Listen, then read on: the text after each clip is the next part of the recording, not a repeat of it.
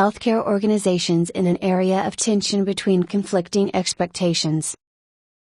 Viewing health organizations systemically requires their description from a stakeholder perspective. As expert organizations, they are permanently confronted with conflicting expectations of action and performance based on their environment, politics, economy, science, and citizens as patients.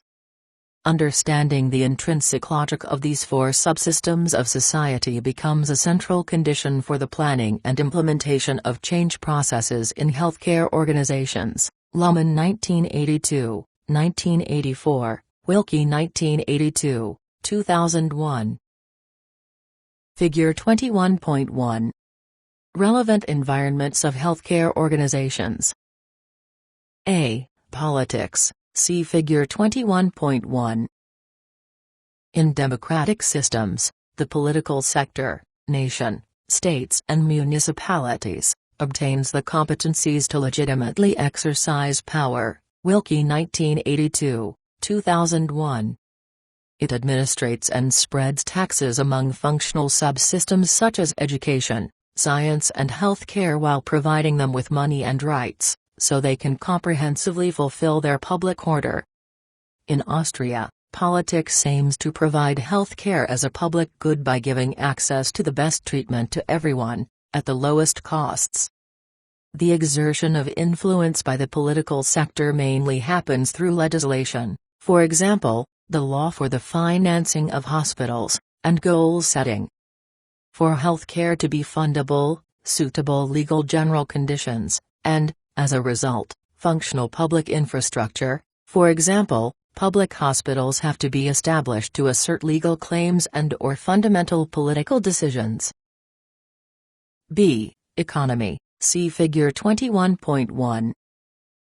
The economic perspective is represented by financiers and carriers of health organizations, private and public funding, insurance companies. They expect effective management of resources in international comparison.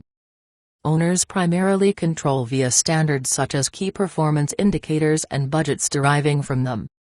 Those healthcare organizations which do not meet the expectations lose money. In the implementation, the owners' and financiers' initiatives often fail because of the logic of the other subsystems. Though controlling instruments, such as balanced scorecard and quality management, have been introduced, it is difficult to embed guidelines in practical routines of health organizations. Public institutions are required to ensure comprehensive infrastructures which may not be economical for private institutions. The current cutbacks in public funds aggravate the dilemma of political ownership in its dual role representing economy and politics. Political owners must, on the one hand, manage health organizations in an economically efficient manner and, on the other hand, ensure a comprehensive healthcare coverage. C. Patients, relatives, see Figure 21.1. Citizens as informed, undeceived patients and their relatives expect professional and trust-based care. They want to be treated as individuals and have their fears as well as needs for time and attention respected. Furthermore, depending on educational background and motive, they want to be included in decisions concerning their health. Their needs for exclusivity often collide with economic demands such as cost reduction through patient cycle times.